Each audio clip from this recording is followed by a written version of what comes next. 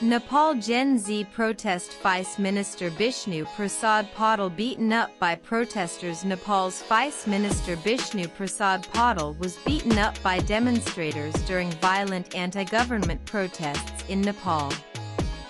The attack occurred as thousands of Gen Z protesters clashed with security forces across the capital, Kathmandu, and other cities. In the face of mounting pressure, Prime Minister KP Sharma Ali has resigned from his position, just hours after protesters stormed his office, chanting anti-government slogans. The resignation follows several days of violent clashes between demonstrators and police, which have left at least 19 dead and over 300 injured.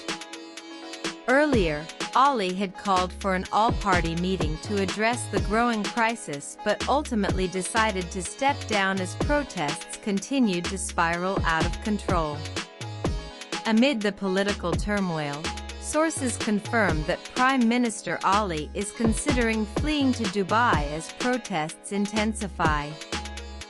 An airline has reportedly been placed on standby for his departure.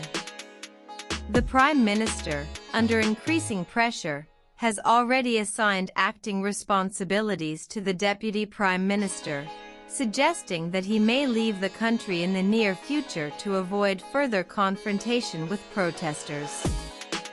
Hours before Oli's resignation, angry demonstrators set fire to his private residence in Bakat, as they demanded accountability for the deaths and injuries during Monday's protests.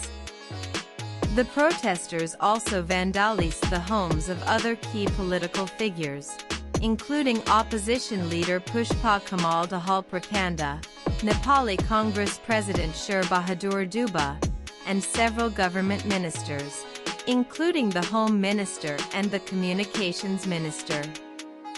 The protests were sparked by the government's ban on social media platforms on Friday, which the authorities claimed was necessary to curb misinformation. The Gen Z youth movement, enraged by the government's decision and broader issues of corruption, rallied in large numbers across the country. The violence culminated on Monday, when at least 19 people were killed, with many others injured in clashes between police and